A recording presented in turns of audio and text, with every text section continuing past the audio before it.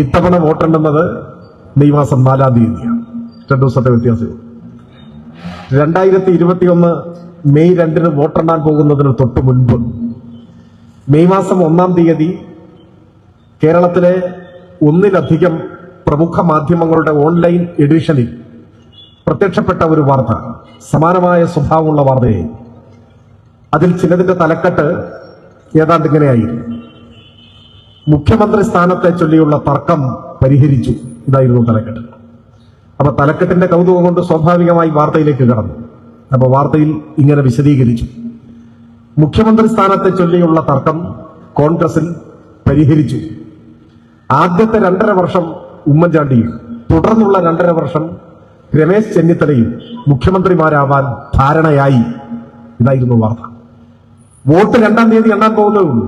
1-ാം തീയതി മാധ്യമങ്ങൾ റിപ്പോർട്ട് ചെയ്ത വാർത്ത കോൺഗ്രസിന്റെ ദേശീയ നേതൃത്വത്തിന്റെ സഹായത്തോടെ നീണ്ട ചർച്ചകൾക്കൊടുവിൽ 2.5 കൊല്ലം ഉമ്മൻചാണ്ടി മുഖ്യമന്ത്രിയാവാനും തുടർന്നുള്ള 2.5 കൊല്ലം രമേശ് ചെന്നിത്തല മുഖ്യമന്ത്രിയാകാനും ധാരണയായി വെടിനിർത്തി എന്നാണ്. ഇപ്പോ ഊഴം വീതിച്ചിട്ടില്ലല്ലോ, തീരുമാനമായിട്ടില്ലല്ലോ. അയാളാവണം ഇയാളാവണം എന്നൊക്കെ പറയല്ലേ ചെയ്തിട്ടുള്ളൂ. എന്നാൽ ആരാവണമെന്നും എത്ര നാളാവണമെന്നും തീരുമാനിച്ച് സത്യപ്രതിജ്ഞ ചെയ്യാൻ എല്ലാ സന്നാഹങ്ങളും ഒരുക്കിയിരുന്നു 2021-ൽ. അന്നത്തെ കോൺഗ്രസിന്റെ ആത്മവിശ്വാസവുമായി താരതമ്യപ്പെടുത്തിയാൽ അതിന്റെ പകുതി ആത്മവിശ്വാസം ഇപ്പോൾ ഇല്ല എന്ന് കണ്ടോളണം. ആ ആത്മവിശ്വാസത്തെ തുടർന്ന് നടന്ന വോട്ടെണ്ണലിലാണ് കേരളത്തിന്റെ ചരിത്രം തിരുത്തിക്കുറിച്ച എക്കാലത്തെയും ഏറ്റവും ആഹ്ലാദ നിർഭരമായ ആവേശോജ്വലമായ മഹാവിജയം 2021-ൽ LDF-നുണ്ടായത്.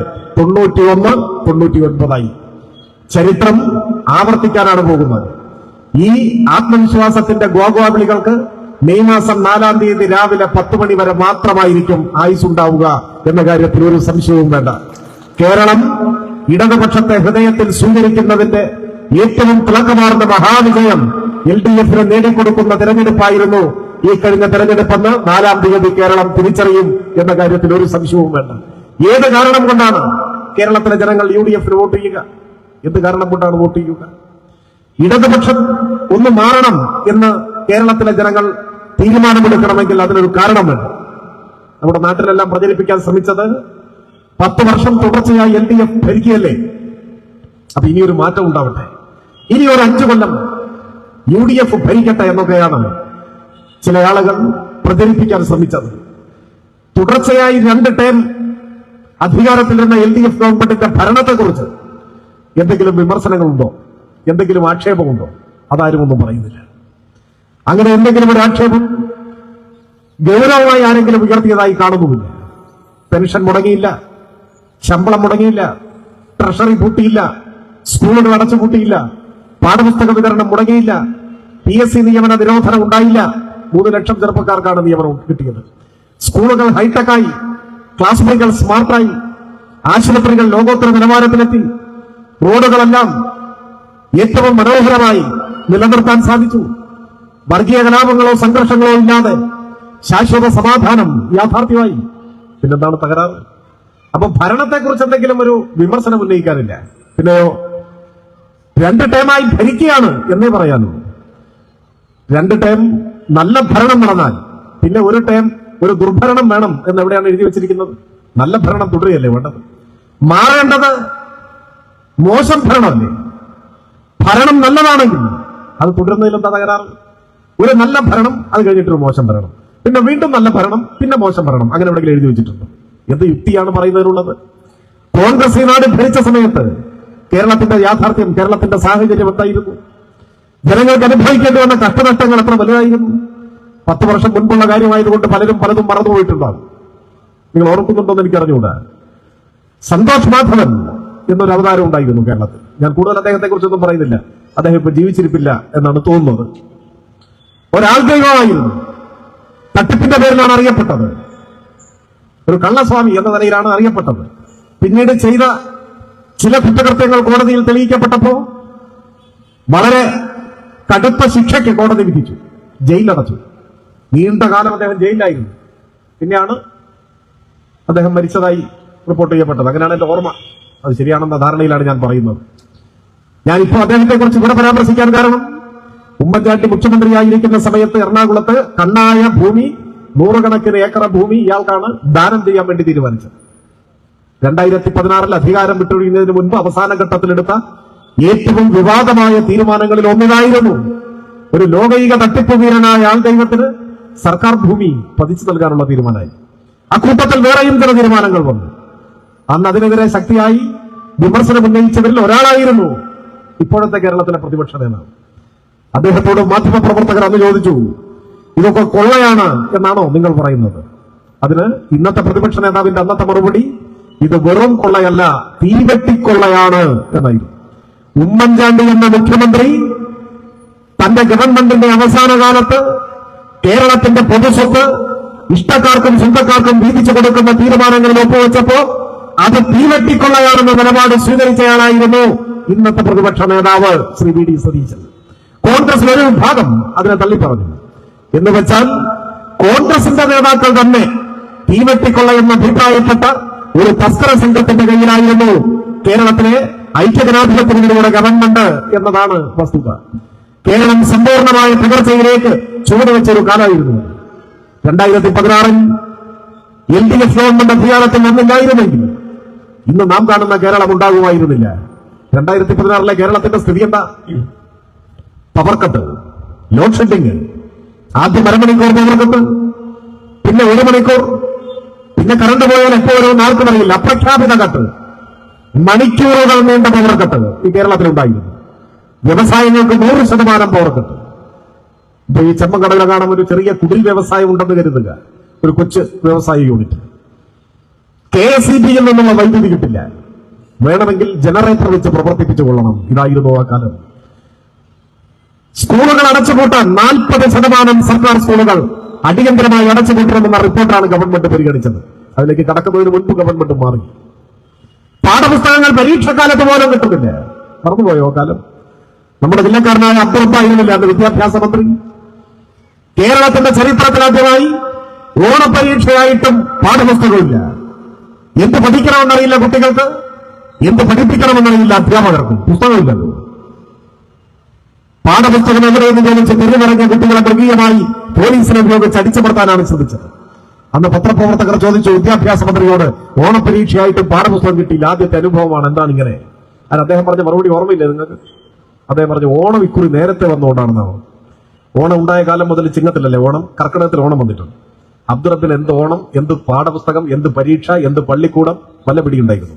ഇതായിരുന്നു കേരളത്തിലെ വിദ്യാഭ്യാസ സ്ഥാപനങ്ങളുടെ സ്ഥിതി. ഇപ്പൊ എങ്ങനെയായി?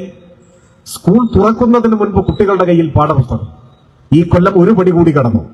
സ്കൂൾ പൂട്ടുന്നതിന് മുൻപ് അടുത്ത കൊല്ലത്തെ പാഠപുസ്തകം ഇക്കൊല്ലം തന്നെ കുട്ടികളുടെ കയ്യിൽ കൊടുത്തു. അതാണ് കേരളത്തിൽ വന്ന മാറ്റം. ഇങ്ങനെയാണ് കേരളം മാറിയത്. പവർക്കട്ടും ലോഡ്ഷെഡിങ്ങും ഇല്ലാത്ത നാടായി കേരളം മാറി. പാഠപുസ്തകങ്ങൾ സമയത്തിലെത്തി. ലാഭനഷ്ടങ്ങളുടെ അടിസ്ഥാനത്തിൽ സ്കൂൾ വിദ്യാഭ്യാസത്തെ കാണരുത് എന്ന നിലപാട് സ്വീകരിച്ചു. 40% സ്കൂളുകൾ അടച്ചുപൂട്ടാനുള്ള UDF സർക്കാരിന്റെ റിപ്പോർട്ട് മാറ്റിവെച്ചു. 10 കുട്ടികളെ ഒരു ക്ലാസ് മുറിയിൽ ഉള്ളെങ്കിലും ആ കുട്ടികളെ പഠിപ്പിക്കണം എന്ന നിലപാട് സ്വീകരിച്ചു. ആ കുട്ടികൾ നാളെ ആരാവും എന്ന് നമുക്ക് പറയാൻ പറ്റും. ഒരു സ്കൂൾ അടച്ചു പൂട്ടിയാൽ അവിടെ പഠിക്കുന്ന കുട്ടികൾ എന്ത് ചെയ്യും? അവരുടെ രക്ഷിതാക്കൾ എന്ത് ചെയ്യും? എത്ര ദൂരെയായിരിക്കും മറ്റൊരു സ്കൂൾ ഉണ്ടാവുക? ചില കുട്ടികളുടെ പഠനം അവിടെ അവസാനിച്ചു പോകില്ല. പണ്ട് കോട്ടയത്ത് ഉഴവൂരിനടുത്ത് ഓലമേഞ്ഞ ഒരു സർക്കാർ പള്ളിക്കൂടത്തിൽ വെറും തറയിലിരുന്ന് പഠിച്ച ഒരു പാവപ്പെട്ട വീട്ടിലെ കുട്ടിയാണ് പിന്നെ ഇന്ത്യയുടെ പ്രസിഡന്റായി മാറിയത്. അന്ന് ആ സ്കൂൾ അടച്ചുപൂട്ടിയിരുന്നെങ്കിലോ? അപ്പോ ലാഭനഷ്ടങ്ങളുടെ അടിസ്ഥാനത്തിലല്ല വിദ്യാഭ്യാസത്തെ കാണേണ്ടത്. കുട്ടികൾക്ക് സൗജന്യമായി വിദ്യാഭ്യാസം പകർന്നു കൊടുക്കാൻ കഴിയണം. ഇപ്പോഴിതാ LDF സർക്കാർ തീരുമാനിച്ചിരിക്കുന്നു, ഡിഗ്രി വരെ സൗജന്യ വിദ്യാഭ്യാസം. ഇന്ത്യയിൽ എവിടെയില്ല, കേരളത്തിൽ മാത്രമാണ്. ഞാൻ പറഞ്ഞു വന്നത്, 2016 തകർച്ചയുടെ വക്കത്തു നിന്നാണ് കേരളത്തെ LDF സംരക്ഷിച്ചത്. അന്ന് പെൻഷൻ മുടങ്ങിപ്പോയി. കേരളത്തിന്റെ മാത്രം പ്രശ്നമല്ല, അന്ന് 18 മാസത്തെ ക്ഷേമ പെൻഷനാണ് കുടിശ്ശിക ഉണ്ടായിരുന്നത്. ഇപ്പൊ ഈ തെരഞ്ഞെടുപ്പ് സമയത്ത് ക്യാമ്പയിനായി വന്ന തെലങ്കാന മുഖ്യമന്ത്രി രേവന്ത് റെഡ്ഡി, നിങ്ങൾ ഓർക്കുന്നുണ്ടാവും, കോൺഗ്രസിന്റെ നേതാവാണ്. കോൺഗ്രസിന്റെ നേതാവെന്ന് അങ്ങനെ പറഞ്ഞുകൂടാ, ഇപ്പൊ കോൺഗ്രസിന്റെ നേതാവാണ്. ഇന്നലെ കോൺഗ്രസ് ആയിരുന്നില്ല, നാളെ കോൺഗ്രസ് ആയിരിക്കും എന്നൊരു ഉറപ്പുമില്ല. അതാണ് ആള്. കേരളത്തിൽ നിന്ന് മുഖ്യമന്ത്രി ആക്ഷേപിച്ചിട്ടൊക്കെ പോയി. ഞാൻ അതിലേക്കൊന്നും ഇപ്പൊ കിടക്കുന്നില്ല. പറഞ്ഞു വന്നത്, ആ രേവന്ത് റെഡ്ഡി മുഖ്യമന്ത്രിയായിരിക്കുന്ന കോൺഗ്രസ് ഭരിക്കുന്ന തെലങ്കാനയിൽ 25 മാസമായി പെൻഷൻ കൊടുത്തിട്ടില്ല, ക്ഷേമ പെൻഷൻ കൊടുത്തിട്ടില്ല. 25 മാസം, 2 കൊല്ലവും 1 മാസം. ഈ മാസം സർക്കാർ ജീവനക്കാരുടെ ശമ്പളവും മുടങ്ങി എന്നാണ് വാർത്ത. ശമ്പളം കൊടുക്കാൻ കഴിയാത്ത, പെൻഷൻ കൊടുക്കാൻ കഴിയാത്ത ഒരു സംസ്ഥാനത്തിന്റെ മുഖ്യമന്ത്രിയാണ് കേരളത്തിൽ വന്ന് കോൺഗ്രസിന് വോട്ട് ചോദിക്കുന്നത്. കോൺഗ്രസ് അധികാരത്തിൽ വരുന്ന സംസ്ഥാനങ്ങളുടെ പൊതു സാഹചര്യമാണ് ഞാനീ പറഞ്ഞത്. കർണാടകയിൽ കഴിഞ്ഞ 5 വർഷത്തിനിടയിൽ 3500-ൽ പരം സർക്കാർ സ്കൂളുകൾ അടച്ചുപൂട്ടി എന്നാണ് കണക്ക്. എവിടെയെല്ലാം കോൺഗ്രസ് അധികാരത്തിലുണ്ടോ അവിടെയെല്ലാം BJPയുടെ അതേ സാമ്പത്തിക നയം നടപ്പാക്കുകയും ഏറ്റവും ജനവിരുദ്ധമായ നിലയിൽ ഭരണം മുന്നോട്ട് കൊണ്ടുപോവുകയും ചെയ്യും. ട്രഷറി കൂട്ടുന്നു, ശമ്പളം മുടങ്ങുന്നു, പെൻഷൻ മുടങ്ങുന്നു, സ്കൂളുകൾ അടച്ചുപൂട്ടുന്നു. ഇതാണ് പൊതുവായിട്ടുള്ള സ്ഥിതി. ഈ സാഹചര്യം നമ്മുടെ രാജ്യത്തെ കോൺഗ്രസ് ഭരിക്കുന്ന 2-3 സംസ്ഥാനങ്ങളിൽ നിന്നും നമുക്ക് കാണാൻ കഴിയും.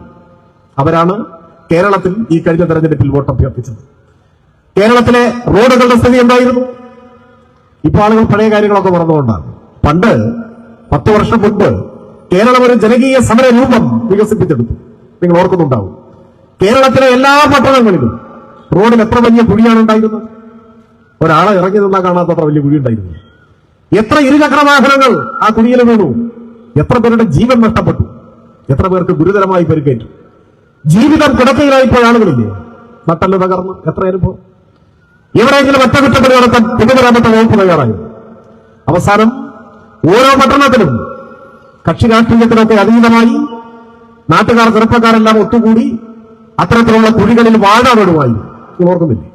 കേരളം വികസിപ്പിച്ചെടുത്ത ഒരു തനത് സമര രൂപമായിരുന്നു വാഴ നടുക റോഡിലെ കുഴികളിൽ. എല്ലാ ദിവസവും കേരളത്തിൽ എവിടെയെങ്കിലും റോഡിൽ ജനങ്ങൾ വാഴ നട്ടുകൊണ്ടേയിരുന്നു. ഇപ്പൊ അങ്ങനെ എവിടെയെങ്കിലും കാണുന്നുണ്ടോ? എന്തുകൊണ്ടാണ് അങ്ങനെ കാണാത്തത്? ഇനി വാഴ നടണ്ട എന്നാരെങ്കിലും തീരുമാനിച്ചിട്ടാണോ? അല്ല, ഇപ്പോഴും റെഡിയായി വാഴയൊക്കെ ആയിട്ട് കാത്തിരിക്കുകയാണ് കുറച്ച് സുഹൃത്തുക്കൾ. പക്ഷെ വാഴ കരിഞ്ഞു പോവുകയല്ലാതെ നടാൻ പറ്റുന്നില്ല. കാരണം എന്താണ്? ഒരു കുഴി കിട്ടിയിട്ട് വേണ്ട അവിടെ വാഴ നടാൻ. കേരളത്തിൽ എവിടെയെങ്കിലും റോഡിൽ ഇപ്പോ അങ്ങനെ അപകടകരമായ കുഴിയുണ്ടോ? എങ്ങനെയാണ് മാറിയത്? ഇത്ര ഫലപ്രദമായ പൊതുമരാമത്ത് വകുപ്പിന്റെ നേതൃത്വത്തിലുള്ള പ്രവർത്തനം ദേശീയപാത വികസനത്തെ കുറിച്ചല്ല ഞാൻ പറയുന്നത്. സംസ്ഥാന ഹൈവേ, മറ്റു പ്രധാനപ്പെട്ട റോഡുകൾ എല്ലാം, എല്ലാറ്റിനും പുറമെ പഞ്ചായത്തിന്റെ മുനിസിപ്പാലിറ്റിയുടെയും എല്ലാം അധീനതയിലുള്ള ഗ്രാമീണ റോഡുകൾ, ആ റോഡുകളുടെ നവീകരണത്തിനും ആയിരക്കണക്കിന് കോടി പ്രതിവർഷം ചെലവഴിക്കാൻ സർക്കാർ തയ്യാറായി. അതിന്റെ ഭാഗമായി എത്ര റോഡുകൾ നമ്മുടെ നാട്ടിൽ നന്നായി, ഏറ്റവും മികച്ച നിലവാരത്തിലേക്ക് വന്നു. സൂചിപ്പിച്ചത് എല്ലാ രംഗങ്ങളിലും ഒരു തകർച്ചയുടെ വക്കിലെത്തി നിന്ന നാടിനെയാണ് പുതിയൊരു കാലത്തേക്ക് കൈപിടിച്ചാനയിക്കാൻ ഇടതുപക്ഷ ജനാധിപത്യ മുന്നണിയുടെ ഗവൺമെന്റിന് കഴിഞ്ഞത്. എങ്കിലും ഏറ്റവും വലിയ നേട്ടം, LDFന്റെ 10 വർഷത്തെ ഭരണത്തിന്റെ ഏറ്റവും വലിയ നേട്ടം, അത് ഇത്തരത്തിലുള്ള ക്ഷേമ പദ്ധതികളും വികസന പ്രവർത്തനങ്ങളും എല്ലാം ചൂണ്ടിക്കാണിക്കുമ്പോൾ തന്നെ കേരളത്തിന്റെ മുഖച്ഛായ മാറ്റിയ വൻകിട വികസന പദ്ധതികൾ, ബൃഹത് പദ്ധതികൾ, അത്തരം പദ്ധതികളും ഏറ്റവും സാധാരണക്കാരായ മനുഷ്യരുടെ ജീവിതത്തിൽ ആശ്വാസമേകിയ ക്ഷേമ പദ്ധതികൾ, വീട്ടമ്മമാരുടെ പെൻഷൻ പോലെയുള്ള നവീനമായ ക്ഷേമ പദ്ധതികൾ, ഇതെല്ലാം പറയുമ്പോഴും അതിനെല്ലാം മുൻപ് നമ്മുടെ ഓർമ്മയിൽ വരേണ്ട ഏറ്റവും പ്രധാനപ്പെട്ട കാര്യം എന്താണ്? അത് സമാധാനമായി ജീവിക്കാൻ കഴിയുന്ന ഒരു നാടായി കേരളത്തെ നാം മെച്ചപ്പെടുത്തി രൂപപ്പെടുത്തി എടുത്തു എന്നതാണ്. അതിന്റെ പ്രാധാന്യം എന്താണ്? ഇന്ന് ഇന്ത്യയിൽ വർഗീയ സംഘർഷങ്ങളില്ലാത്ത, മനുഷ്യർ കൊല്ലപ്പെടാത്ത ഒരു നാട് നമ്മുടെ കേരളം മാത്രമാണ്. ഓരോ സംസ്ഥാനത്തു നിന്നും പുറത്തു വരുന്ന വാർത്തകൾ എത്രമാത്രം വേദനാജനകമായിട്ടുള്ള വാർത്തകളാണ്. എത്ര നിരപരാധികളായ മനുഷ്യരാണ് കൊല്ലപ്പെടുന്നത്. മതത്തിന്റെ പേരിൽ, വിശ്വാസത്തിന്റെ പേരിൽ, കഴിക്കുന്ന ഭക്ഷണത്തിന്റെ പോലും പേരിൽ മനുഷ്യർ കൊല്ലപ്പെടുന്ന നാടായി നമ്മുടെ നാട് മാറുന്നില്ലേ? എത്ര ന്യൂനപക്ഷ ആരാധനാലയങ്ങൾ തകർക്കപ്പെട്ടു നമ്മുടെ രാജ്യത്ത്. മണിപ്പൂരിൽ നമ്മുടെ മനസ്സിലുണ്ടാവും, നൂറുകണക്കിന് മനുഷ്യർ വേട്ടയാടി കൊല്ലപ്പെട്ടില്ലേ? ഇവിടെ തൊട്ടടുത്ത് കർണാടകയിൽ വരെ അത്തരം സംഭവങ്ങൾ ഉണ്ടായി. ഇദ്രീസ് പാഷ കൊല്ലപ്പെട്ടത് കർണാടകയിലാണ്. നമ്മുടെ സമീപത്തുള്ള നമ്മുടെ സഹോദരൻ അഷറഫ് അതിർത്തിക്കപ്പുറത്ത് മംഗലാപുരത്ത് വെച്ചാണ് മൃഗീയമായി അടിച്ചു കൊന്നുകളഞ്ഞത്, കോൺഗ്രസ് ഭരിക്കുന്ന കർണാടകയിൽ. എന്നാൽ കഴിഞ്ഞ 10 വർഷത്തിനിടെ കേരളത്തിൽ എവിടെയെങ്കിലും ഒരു വർഗീയ കലാപത്തിന്റെ വാർത്ത നമ്മളിൽ ആരെങ്കിലും കേട്ടിട്ടുണ്ട്? അതാ കേരളത്തിൽ മാത്രം ഉണ്ടാവാത്തത്. ഉത്തരേന്ത്യയിൽ നിന്നും അതിർത്തി വരെ എത്തി നമ്മുടെ തൊട്ടടുത്ത കർണാടകയിൽ വരെ ഇത്തരത്തിലുള്ള വിദ്വേഷ കൊലപാതകങ്ങളുടെ വാർത്തകൾ നമ്മൾ വായിക്കുന്നു. പക്ഷേ കേരളത്തിൽ ഒരു ദശാബ്ദത്തിനിടയിൽ ഒരു ഒറ്റ വർഗീയ കലാപത്തിന്റെ വാർത്ത പോലും റിപ്പോർട്ട് ചെയ്യപ്പെട്ടില്ല. കേരളത്തിലെ വർഗീയവാദികളെല്ലാം വിസ എടുത്ത് ഇന്ത്യ വിട്ടുപോയോ? ഇല്ല. നല്ല കൊടിയ വർഗീയ വിഷം ഉള്ളിലുള്ളവർ ഇവിടെ ഉണ്ട്. പക്ഷെ 10 കൊല്ലമായി മാളത്തിലാണ്, പുറത്തിറങ്ങാൻ പറ്റില്ല. മാളത്തിൽ കളിച്ചിരിക്കാൻ പുറത്തിറങ്ങിയാലോ വിദ്വേഷത്തിന്റെ മുദ്രാവാക്യം ഉയർത്തി വർഗീയ കലാപത്തിന്റെ കോപ്പ് കൂട്ടിയാൽ ഏത് കൊലക്കൊമ്പനാണെങ്കിലും കയ്യിൽ വിലങ്ങ് വെച്ച് തുറന്നിടയ്ക്കാൻ കെൽപ്പുള്ള ഒരു സർക്കാർ ഈ കേരളത്തിൽ 10 കൊല്ലമായി ഉണ്ട് എന്നതുകൊണ്ടാണ് ഇവിടെ വർഗീയ കലാപങ്ങൾ ഉണ്ടാകാതിരുന്നത്. UDF ഭരിക്കുമ്പോഴോ ആ കാലം മറക്കാൻ പറ്റില്ല. 10 വർഷമൊക്കെയായി, കാര്യം ശരിയാണ്. UDF സർക്കാരുകളുടെ കാലത്ത് കേരളത്തിന്റെ ക്രമസമാധാന നില ഒന്ന് ആലോചിച്ച് നോക്കി. എണ്ണം പറഞ്ഞ കോൺഗ്രസിന്റെ നേതാക്കൾ ബഹുമാന്യനായ ഉമ്മൻചാണ്ടിയും AK ആന്റണിയും K കരുണാകരനുമെല്ലാം മുഖ്യമന്ത്രി കസേരയിൽ ഇരിക്കുമ്പോ എത്ര വർഗീയ കലാപങ്ങൾക്ക് ഈ നാട് സാക്ഷിയായി. എത്ര നിരപരാധികളായ മനുഷ്യർ ഈ അമ്പറ്റകളെ പോലെ തെരുവിൽ വീണ് മരിച്ചു. എത്ര കടകമ്പോളങ്ങൾ, എത്ര വീടുകൾ അഗ്നിക്കിരയായി. എത്ര അഭയാർത്ഥി ക്യാമ്പുകൾ തുറക്കേണ്ടി വന്നു. എത്ര പോലീസ് വെടിവെപ്പുകളുണ്ടായി. കണ്ണീരും ചോരയും തെരുവുകളിൽ ഒഴിഞ്ഞ ഒരു കാലം മറക്കാൻ പറ്റൂ. അങ്ങനെ ഒരു കാലം. ഇന്നിപ്പോ വിഴിഞ്ഞം എന്ന് കേട്ടാൽ എല്ലാ മലയാളികളുടെയും മനസ്സിൽ ഒരു ലോകോത്തര തുറമുഖം, അതിന്റെ ചിന്തയാണ്, ആ ചിത്രമാണ് മനസ്സിൽ വരിക. ലോകത്തിലെ ഏറ്റവും വലിയ തുറമുഖങ്ങളിൽ നിന്നായി വളർന്നുകൊണ്ടിരിക്കുന്ന വിഴിഞ്ഞം. എന്നാൽ കുറച്ച് വർഷങ്ങൾക്ക് മുമ്പ് വിഴിഞ്ഞമെന്ന് കേട്ടാലോ പൂന്തുറ, തൈക്കൽ, മാറാട്, ഞാൻ ഓരോന്നായി വിശദീകരിക്കണമെന്ന് ആഗ്രഹിക്കുന്നില്ല. നാടാകെ മറക്കാൻ ആഗ്രഹിക്കുന്ന ഒരു കാലമായിരുന്നു. അതെല്ലാം വിശദീകരിച്ച് പറഞ്ഞ് നാടാകെ മറക്കാൻ ആഗ്രഹിക്കുന്ന സംഭവങ്ങൾ വീണ്ടും മനസ്സിലേക്ക് കൊണ്ടുവന്ന് മനസ്സ് അസ്വസ്ഥമാക്കണം എന്ന് ഞാൻ കരുതുന്നില്ല. പക്ഷേ അങ്ങനെ ഒരു കാലം ഉണ്ടായിരുന്നു എന്ന് മറക്കാൻ പാടില്ല. വർഗീയ സംഘർഷങ്ങൾ, അതിൽ കൊല ചെയ്യപ്പെട്ട മനുഷ്യർ, മുറിവേറ്റവർ, വീട് അഗ്നിക്കിരയാക്കപ്പെട്ടതിനെ തുടർന്ന് അഭയാർത്ഥി ക്യാമ്പിലേക്ക് താമസം മാറ്റേണ്ടി വന്നവർ, സമാധാനമായി ഉറങ്ങാൻ കഴിയാതെ ഉപജീവനോപാധികളെല്ലാം തകർക്കപ്പെട്ട് നിരാലംബരായി മാറിയ മനുഷ്യർ. ആ കാലം പെട്ടെന്ന് മറക്കാൻ പറ്റുമോ? അന്നൊരിക്കലാണ് പാലക്കാട് പട്ടാപ്പകൽ 10 വയസ്സ് മാത്രം പ്രായമുള്ള ഒരു പിഞ്ചു പെൺകുട്ടിയെ കേരള പോലീസ് വെടിവെച്ചു കൊന്നത്. ഓർമ്മയില്ലേ ആ കാലം? ഇപ്പൊ വലിയ ഡയലോഗ് അടിച്ചിട്ട് ഇറങ്ങിയിട്ടുണ്ട് UDFന്റെ കുറെ ആളുകൾ. അവർ ഭരിക്കുമ്പോഴാണ് വീടിന്റെ മുറ്റത്ത് കളിച്ചുകൊണ്ടിരുന്ന ഒരു കൊച്ചു പെൺകുഞ്ഞ്. ഞാനിപ്പോൾ ആ കുഞ്ഞിന്റെ പേരോർക്കുന്നു, സിറാജുന്നീസ. മറന്നു ആ കാലം? 10 വയസ്സേ ഉള്ളൂ. 5ാം ക്ലാസ്സിൽ പഠിക്കുന്ന കുഞ്ഞ് വീടിന്റെ മുറ്റത്ത് കളിച്ചുകൊണ്ടിരിക്കുമ്പോഴാണ് കേരള പോലീസ് വെടിവെച്ച് കൊന്നുകളഞ്ഞു. മുസ്ലിം ലീഗ് കൂടി ഉൾപ്പെട്ട UDF കേരളം ഭരിക്കുമ്പോ എന്താ കുഞ്ഞ് ചെയ്ത തെറ്റ്? സംഘർഷങ്ങൾ ഉണ്ടാവുമ്പോ, പോലീസ് വെടിവെപ്പുകൾ ഉണ്ടായാൽ അതിൽ കൊല്ലപ്പെടുന്നത് ആര്?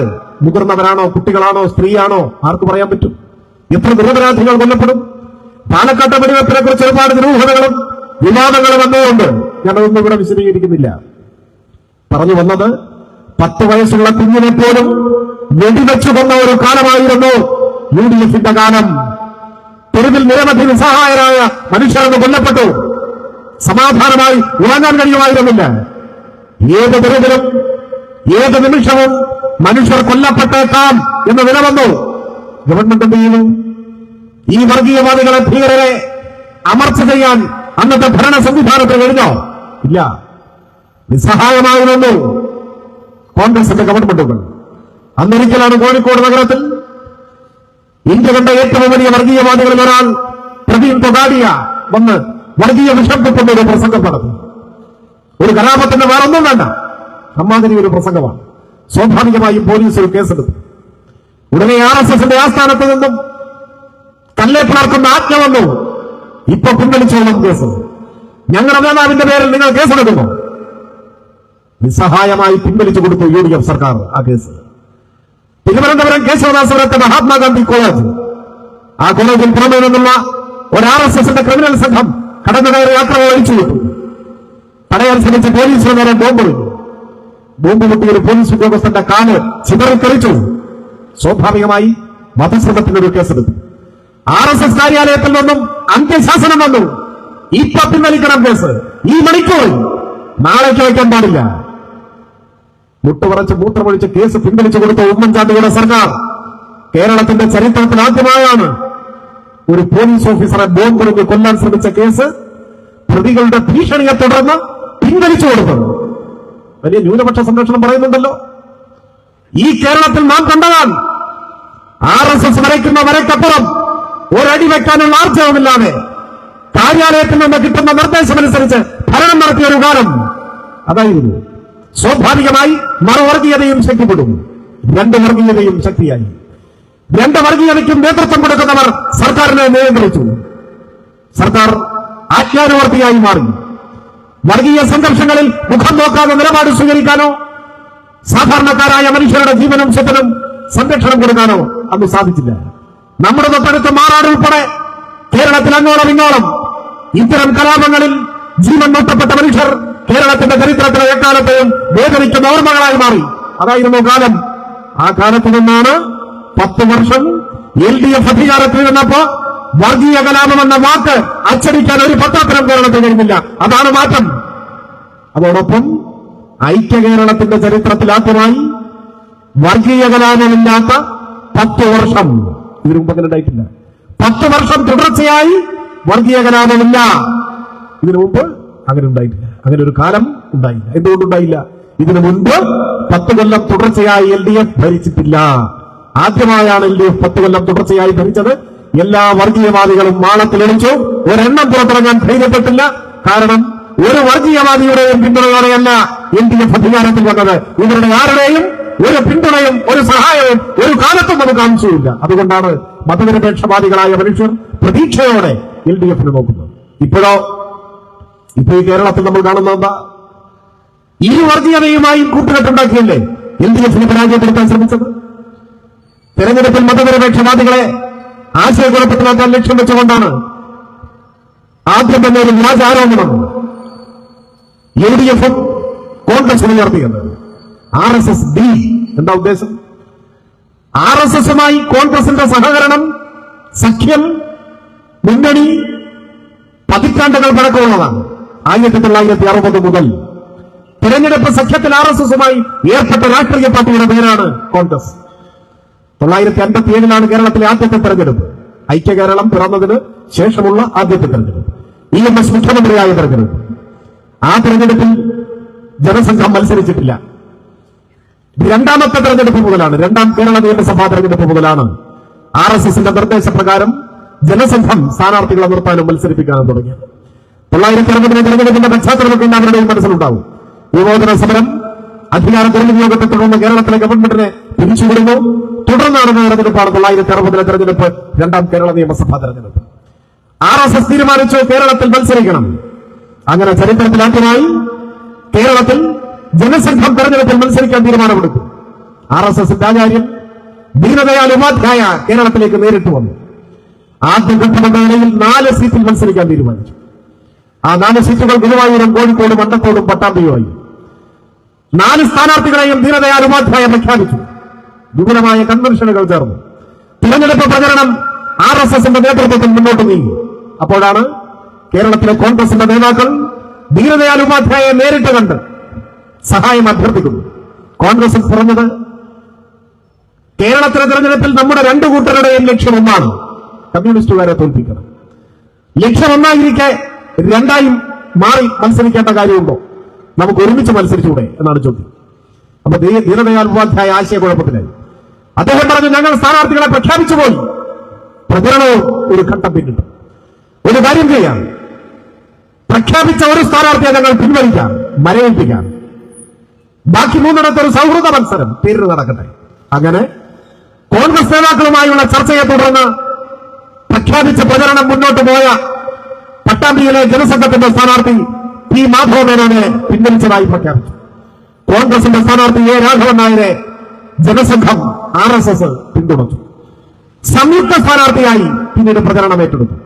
1960 രണ്ടാം കേരള നിയമസഭാ തെരഞ്ഞെടുപ്പിൽ പട്ടാമ്പി നിയമസഭാ മണ്ഡലത്തിൽ RSSനും കോൺഗ്രസിനും ഒരൊറ്റ സ്ഥാനാർത്ഥി, കോൺഗ്രസുകാരനായിരുന്ന രാഘവൻ നായരെ RSSന്റെ കൂടി പിന്തുണയുള്ള സംയുക്ത സ്ഥാനാർത്ഥിയാക്കി. അങ്ങനെയാണ് നടന്നത്. ഇത് ഡീലല്ല, ഇത് രഹസ്യധാരണയല്ല, ഇത് നീക്കുപോക്കല്ല, ഇത് അന്തർധാരയല്ല, പരസ്യ സഖ്യം. ഒരുമിച്ചുള്ള പ്രചരണം പരസ്യമായി കൈകോർത്തു. 2 കൂട്ടർക്കും സംയുക്ത സ്ഥാനാർത്ഥി. വർഗീയതയും വലതുപക്ഷവും RSSും കോൺഗ്രസും കൈകോർത്ത് പിടിച്ച 1960 പട്ടാമ്പിയിൽ പരാജയപ്പെടുത്താൻ ശ്രമിച്ച സ്ഥാനാർത്ഥിയുടെ, കമ്മ്യൂണിസ്റ്റ് സ്ഥാനാർത്ഥിയുടെ പേര് EMS നമ്പൂതിരിപ്പാട് എന്നായിരുന്നു എന്നോർത്തോളം. EMSനെ തോൽപ്പിക്കാൻ 1960 RSSുമായി ചേർന്ന് സംയുക്ത സ്ഥാനാർത്ഥിയെ മത്സരിപ്പിച്ച രാഷ്ട്രീയ പാർട്ടിയാണ് കോൺഗ്രസ്. പക്ഷെ പട്ടാമ്പിയിലെ പ്രബുദ്ധരായ ജനങ്ങൾ ആ വർഗീയ വലതുപക്ഷ സഖ്യത്തെ വോട്ട് ചെയ്ത് തോൽപ്പിച്ചു, പരാജയപ്പെടുത്തി, EMSനെ വിജയിപ്പിച്ചു. ഇത് ചരിത്രത്തിൽ ഒരിടത്ത് സംഭവിച്ച അപൂർവമായ ഒരു കാര്യമല്ല. അത് ചരിത്രത്തിൽ ഉടനീളം ആവർത്തിച്ചു. ഒരു പതിറ്റാണ്ട് കഴിഞ്ഞ് 1971 പാർലമെന്റ് ഇലക്ഷൻ, അന്നും പാലക്കാടാണ്. പാലക്കാട് ലോക്സഭാ മണ്ഡലത്തിലെ കമ്മ്യൂണിസ്റ്റ് സ്ഥാനാർത്ഥി സഖാവ് AKG ആയി. പാർലമെന്റ് മണ്ഡലത്തിൽ എന്നറിയപ്പെടുന്ന സാക്ഷാൽ AKG. AKGയെ തോൽപ്പിക്കാനും ഇതേ സഖ്യം പാലക്കാടുണ്ടായി. ഇത്തവണ മത്സരിച്ചത് RSSകാരനാണ്. RSSന്റെ ജില്ലാ കാര്യവാഹകരായിരുന്ന പ്രൊഫസർ TC ഗോവിന്ദൻ കോൺഗ്രസ് പിന്തുണച്ചു. പട്ടാമ്പിയിൽ കോൺഗ്രസിന്റെ സ്ഥാനാർത്ഥി RSS പിന്തുണച്ചു. പാലക്കാട് RSSകാരനെ കോൺഗ്രസ് പിന്തുണച്ചു. ജനസംഘവും കോൺഗ്രസും കൈകോർത്തു. സംയുക്ത സ്ഥാനാർത്ഥി. ആ കോൺഗ്രസിനോടൊപ്പം ലീഗും ഉണ്ടായിരുന്നു, മറക്കണ്ട. അങ്ങനെ കോൺഗ്രസും ലീഗും ജനസംഘവും എല്ലാം ചേർന്ന് AKGക്കെതിരെ മത്സരിച്ചു. പക്ഷെ അവിടെയും പ്രബുദ്ധരായ ജനങ്ങൾ വർഗീയ വലതുപക്ഷ അവിശുദ്ധ കൂട്ടുകെട്ടിനെ വോട്ട് ചെയ്ത് തോൽപ്പിച്ചു, AKGയെ വിജയിപ്പിച്ചു. അതിന്റെ തുടർച്ചയിലാണ് പിന്നീട് 91 ബേപ്പൂരും വടകരയും കോൺഗ്രസും ലീഗും BJP, അപ്പോഴേക്ക് ജനസംഘം BJP ആയി മാറിക്കഴിഞ്ഞിരുന്നു. അങ്ങനെയാണ് കോലീബി സഖ്യം ഉണ്ടാവുന്നത്. നമുക്കറിയാം, സഖാവ് PK ഹംസക്കെതിരായി ബേപ്പൂരിന്റെ മണ്ണിൽ RSS സ്വയം സേവകനായിരുന്ന ഡോക്ടർ മാധവൻകുട്ടിയാണ് മത്സരിച്ചത്. മാധവൻകുട്ടിയല്ല, ഇത് പാണക്കാട്ടെ കുട്ടിയാണെന്ന് ലീഗുകാർ പ്രചരിപ്പിച്ചത് ആ കാലത്തായി. വടകരയിൽ KP ഉണ്ണികൃഷ്ണനെതിരായി അഡ്വക്കറ്റ് രത്നസിംഗ് എന്ന RSSന്റെ നേതാവിനെ മത്സരിപ്പിച്ചു. ഇതെല്ലാം കേരളത്തിന്റെ മുമ്പിലുള്ളതാണ്. ഞാൻ ഈ പറഞ്ഞതൊന്നും RSSുമായി ഉണ്ടാക്കിയ രഹസ്യ ധാരണയെക്കുറിച്ചല്ല, BJPയുമായി ഉണ്ടാക്കിയ നീക്കുപോക്കുകളെ കുറിച്ചല്ല. അതിനെക്കുറിച്ച് പറഞ്ഞാൽ നേരം വെളുക്കുന്നത് വരെ പറയാനുണ്ട്. അതിന് ഞാനിപ്പോ മുതിരുന്നില്ല. പകരം BJPയുടെ സംസ്ഥാന പ്രസിഡന്റായിരുന്ന KG മാരാർ എഴുതിയ അദ്ദേഹത്തിന്റെ ആത്മകഥയുണ്ട്. അദ്ദേഹം ജീവിച്ചിരിപ്പില്ല. ആ ആത്മകഥയിൽ കോൺഗ്രസുമായി ഉണ്ടാക്കിയ രഹസ്യമായ കൂട്ടുകെട്ടുകളെ കുറിച്ച്, ധാരണയെക്കുറിച്ച് ഒരു അധ്യായം തന്നെ എഴുതിയിട്ടുണ്ട്. ഒരു അധ്യായത്തിന്റെ പേര് പാഴായ പരീക്ഷണം എന്നാണ്. പാഴായ പരീക്ഷണം എന്ന് വെച്ചാൽ ജയിച്ചില്ല, എവിടെയും ജയിക്കാൻ കഴിഞ്ഞില്ല. കേരളീയർ മതനിരപേക്ഷവാദികൾ ഈ പരീക്ഷണത്തെ വോട്ട് ചെയ്ത് തോൽപ്പിച്ചു. അത് രഹസ്യധാരണ വേറെ. പരസ്യമായ കൂട്ടുകെട്ടാണ് നമ്മുടെ മുമ്പിലുള്ളത്. ഈ ചരിത്രമാണ് കേരളത്തിലെ കോൺഗ്രസ്. ഈ തെരഞ്ഞെടുപ്പിൽ RSSുമായുള്ള നീക്കുപോക്ക് വളരെ സജീവവും ശക്തവുമായി നിലനിൽക്കുക. അതിന് പറ്റിയ നേതൃത്വമാണ് കോൺഗ്രസിനുള്ളത്. നിങ്ങൾ ശ്രദ്ധിച്ചിട്ടുണ്ടാവും, ഏതാനും മാസങ്ങൾക്ക് മുൻപാണ് മുൻ KPCC പ്രസിഡന്റ് കൂടിയായ കണ്ണൂർ ലോക്സഭാംഗം കോൺഗ്രസിന്റെ നേതാവ് ശ്രീ K സുധാകരൻ മാധ്യമങ്ങളുടെ മുൻപാകെ വളരെ പരസ്യമായ ഒരു പ്രസ്താവന നടത്തി. അദ്ദേഹം പറഞ്ഞത്, RSSന്റെ ശാഖയ്ക്ക് ഞങ്ങൾ കാവൽ നിന്നിട്ടുണ്ട് എന്ന്. ഒരു ലജ്ജയുമില്ലാതെയാണ് അവർ ഈ നിമിഷം വരെ അത് തിരുത്തിയിട്ടില്ല. എന്തിനാണ് RSSന്റെ ശാഖയ്ക്ക് കാവൽ നിൽക്കുന്നത്? നിങ്ങൾ ആലോചിച്ചിട്ടുണ്ട്. എന്താണ് അതിന്റെ ആവശ്യം ഉണ്ടായിരുന്നു? RSS രൂപീകരിക്കുന്ന ഘട്ടത്തിൽ RSS രൂപീകരണത്തിന് ചുക്കാൻ പിടിച്ചവരിൽ ഒരാളായിരുന്ന ഡോക്ടർ മുൻചെ ഇറ്റലിയിലേക്ക് പോയി മുസോളിനിയെ കണ്ട് ചർച്ച നടത്തുന്നുണ്ട്. ഫാസിസത്തിന്റെ നേതാവായി ആൾരൂപമായി അറിയപ്പെടുന്ന മുസോളിനിയെ കണ്ട് ഫാസിസ്റ്റുകളുടെ സൈനിക പരിശീലന ക്യാമ്പ് സന്ദർശിച്ച് അവിടെ നിന്നും പകർത്തിയെടുത്തതാണ് RSSന്റെ ശാഖയിലെ പ്രവർത്തനങ്ങൾ. RSSന്റെ ശാഖ എന്നൊക്കെ പറഞ്ഞ് നാട്ടിൻപുറങ്ങളിൽ കുട്ടികളെയും ചെറുപ്പക്കാരെയും എല്ലാം അവർ ആകർഷിക്കാൻ ശ്രമിക്കുന്നു. പറയുന്നത് വ്യായാമം പഠിപ്പിക്കാനാണെന്നൊക്കെയാണ്. യഥാർത്ഥത്തിൽ ചില ആയുധ പ്രയോഗങ്ങൾ, മനുഷ്യനെ ആക്രമിച്ച് കീഴടക്കുന്നതിനെ കുറിച്ച് കായികാഭ്യാസങ്ങൾ, ഇതൊക്കെയാണ് പഠിപ്പിക്കാൻ ശ്രമിക്കുന്നത്. അതിന്റെ കൂടിയ രൂപമാണ് നാഗപ്പൂരിൽ OTC എന്നൊരു സംവിധാനമുണ്ട്. ഓഫീസേഴ്സ് ട്രെയിനിങ് ക്യാമ്പ് എന്നാണ് പറയുന്നത്. അവിടെയാണ് പൂർണ്ണതോതിലുള്ള ആയുധ പ്രയോഗങ്ങളുടെ പഠനം. അതിന്റെ തുടക്കമാണ് ഈ ശാഖയിൽ. 6 അടി നീളമുള്ള ഒരു മുളവടിയാണ് പ്രധാന ആയുധം. ഒരു മനുഷ്യന്റെ തലയ്ക്കടിക്കുമ്പോൾ തലയുടെ ഏത് ഭാഗത്തടിച്ചാലാണ് ഒറ്റയടിക്ക് ആൾ മരിക്കുക, അത് പ്രത്യേകമായി പഠിപ്പിച്ചു കൊടുക്കുന്നതാണ് ശിരോമാർ. അതാണ് പറയുക, അതിന്റെ സിലബസ് അതാണ്. നിങ്ങൾ ഒരു മനുഷ്യനെ തലയ്ക്കടിക്കുമ്പോൾ തലയുടെ ഏത് ഭാഗത്താണ് അടിക്കേണ്ടത്, ഒറ്റയടിക്ക് ആൾ മരിക്കണമെങ്കിൽ എങ്ങനെ അടിക്കണം, ഇതൊക്കെ പഠിപ്പിച്ചു കൊടുക്കുന്നതാണ്. കഴുത്തിന് താഴെയാണ് അടിക്കുന്നതെങ്കിൽ അതിനാണ് അധോമാർ. അത് ഏത് ഭാഗത്താണ് അടിക്കേണ്ടത്, എവിടെയാണ് മർമ്മസ്ഥാനങ്ങൾ, ഇതൊക്കെ പഠിപ്പിച്ചു കൊടുക്കുന്നതാണ്. അപ്പോൾ ഒരു ഘട്ടത്തിൽ മലബാറിൽ, പ്രത്യേകിച്ച് വടക്കേ മലബാറിൽ ചിലയിടങ്ങളിൽ RSS ശാഖയും ആയുധ പ്രയോഗങ്ങളുമെല്ലാം സംഘടിപ്പിക്കാൻ കോപ്പുമുട്ടിയപ്പോൾ ആ നാട്ടിലെ പുരോഗമനോത്സുക്കളായിട്ടുള്ള ചെറുപ്പക്കാർ, നാട്ടുകാരെല്ലാം വലിയൊരളവോളം കക്ഷിരാഷ്ട്രീയത്തിന് പോലും അതീതമായി അതിനെ പ്രതിരോധിക്കുന്ന നില വന്നു. അവർ പറഞ്ഞു, ഞങ്ങളുടെ നാട്ടിൽ ഇപ്പോൾ സമാധാനമുണ്ട്, വ്യത്യസ്ത സമുദായങ്ങളിൽപ്പെട്ടവരെല്ലാം സാഹോദര്യത്തോടെ കഴിയാണ്. അപ്പൊ ഇതിനിടയിൽ അധോമാറും ശിരോമാറും ഒന്നും വേണ്ട, ഇവിടെ ആയുധ പരിപാടി, ആളെക്കൊല്ലൽ പരിശീലനം പരിപാടികൾ വേണ്ട, ഞങ്ങളുടെ നാട് സമാധാനമുള്ള നാടാണ്, ദയവ് ചെയ്ത സമാധാനം തകർക്കരുത് എന്നതിനെ വന്നു. ഈ ആവശ്യം ഉയർന്നു വന്നു. ഞങ്ങളുടെ നാട്ടിൽ ശാഖ വേണ്ട, എന്ന നിലപാട് സ്വീകരിച്ചൊരു കൂട്ടം ആളുകൾ മുൻപോട്ട്. സ്വാഭാവികമായോ അതാരായിരിക്കുമൊക്കെ നമുക്ക് ഊഹിക്കാവുന്നതേ. അപ്പൊ ഈ കാര്യത്തിൽ ചിലരുടെ കസപിശകൾ, വാക്കുതർക്കങ്ങൾ ഒക്കെ ഉണ്ടായി. അത്തരമൊരു ഘട്ടത്തിൽ RSS പിന്തുണ തേടി കോൺഗ്രസിനെ സമീപിച്ചു എന്നാണ്. ആ പിന്തുണ അഭ്യർത്ഥന വന്നപ്പോ RSSന്റെ അഭ്യർത്ഥന മാനിച്ച് ഈ നാടിന്റെ സമാധാനം തകർക്കുന്ന RSSന്റെ ആയോധന പ്രയോഗങ്ങൾക്ക് കോൺഗ്രസിന്റെ വളണ്ടിയർമാരെ അയച്ച് കാവലേർപ്പെടുത്തി എന്നാണ് സുധാകരൻ വെളിപ്പെടുത്തിയത്.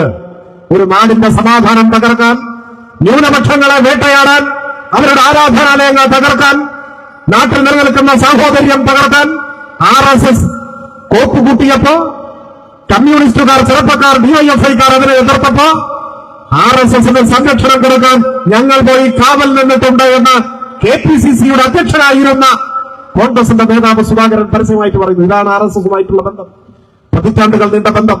ഈ നിമിഷം വരെ ഒരു കോൺഗ്രസുകാരനും എതിർത്തിട്ടില്ലല്ലോ, ഒരു ലീഗുകാരനും അതിന് മനപ്രയാസം തോന്നിയിട്ടില്ലല്ലോ.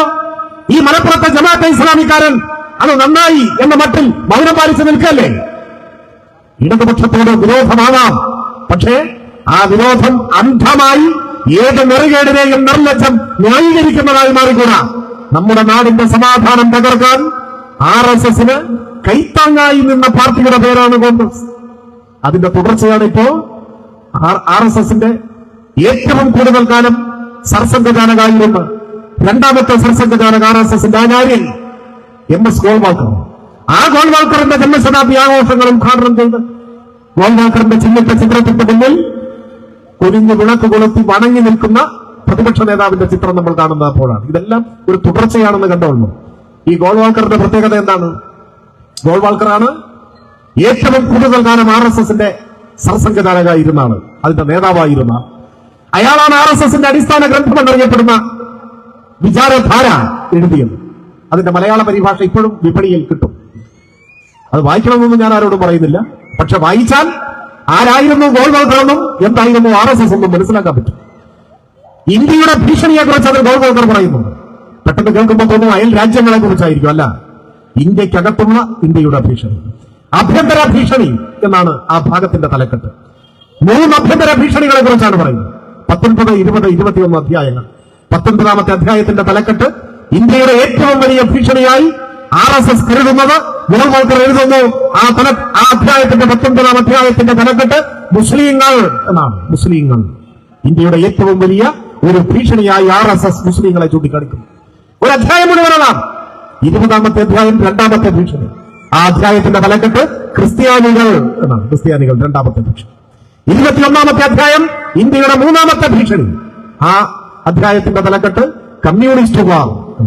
മുസ്ലിങ്ങളും ക്രിസ്ത്യാനികളും കമ്മ്യൂണിസ്റ്റുകാരും ഇന്ത്യയുടെ ഭീഷണിയാണെന്നും ഈ ഭീഷണി തുടച്ചു നീക്കേണ്ടതാണെന്നും പരസ്യമായി എഴുതി വെച്ച് ആഹ്വാനം ചെയ്ത ഇന്ത്യ കണ്ട എക്കാലത്തെയും ഏറ്റവും വലിയ വർഗീയവാദി MS ഗോൾവാൾക്കർ.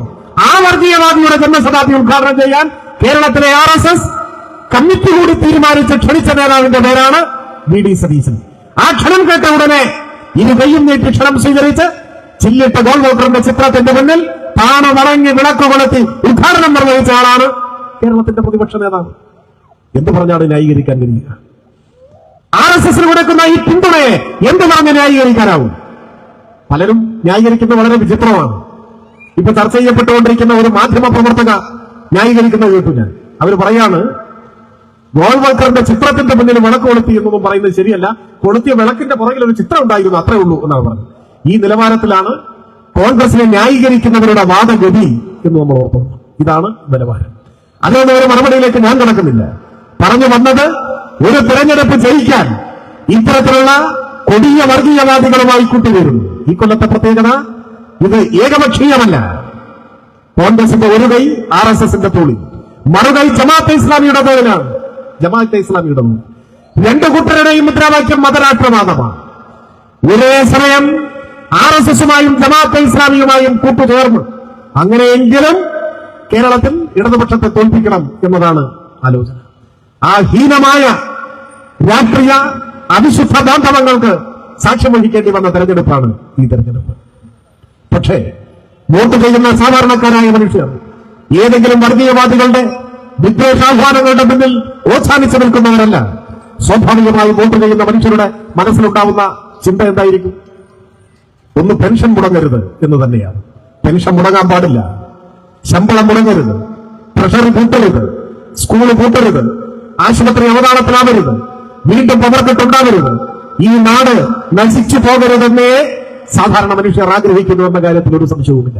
കേരളം നശിക്കരുതെന്ന് മലയാളി ആഗ്രഹിക്കുന്നിടത്തോളം കാലം ഒരു തെരഞ്ഞെടുപ്പിലും ഇടതുപക്ഷം പരാജയപ്പെടാൻ പോകുന്നില്ല എന്ന കാര്യം ഉറപ്പാണ്. കാരണം കേരളം നശിക്കാതെ നിലനിൽക്കണമെങ്കിൽ ഇടതുപക്ഷം കേരളത്തിൽ അധികാരത്തിൽ ഉണ്ടാവണം.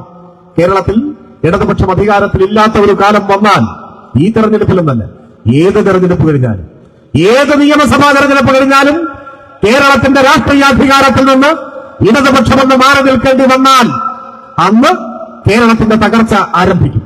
അന്ന് വർഗീയവാദികൾ മാളത്തിൽ നിന്ന് പുറത്തിറങ്ങും, അന്ന് പെൻഷൻ മുടങ്ങാൻ തുടങ്ങും, അന്ന് ശമ്പളം മുടങ്ങും, ട്രഷറി കൂട്ടും, നിയമന നിരോധന ഉത്തരവിറങ്ങും. ഈ നാടിന്റെ നന്മകളാകെ താറുമാറാകുന്ന സാഹചര്യത്തിലേക്ക് വരും. ഇത് വെറും ഒരു ആരോപണമായിട്ട് പറയുന്നതല്ല, ഇതാണ് നമ്മുടെ അനുഭവം, കേരളത്തിന്റെ അനുഭവം. 10 കൊല്ലം മുമ്പായതുകൊണ്ട് പലരും അത് മറന്നിട്ടുണ്ടാവും. എന്നാൽ 10 വർഷം മുമ്പുള്ള കാര്യം ഓർമ്മയില്ലാത്തവർ ഇപ്പോ തെലങ്കാനയിലേക്കും കർണാടകയിലേക്കും നോക്കിയാൽ മതി, അവിടെ നമുക്ക് കാണാൻ പറ്റും.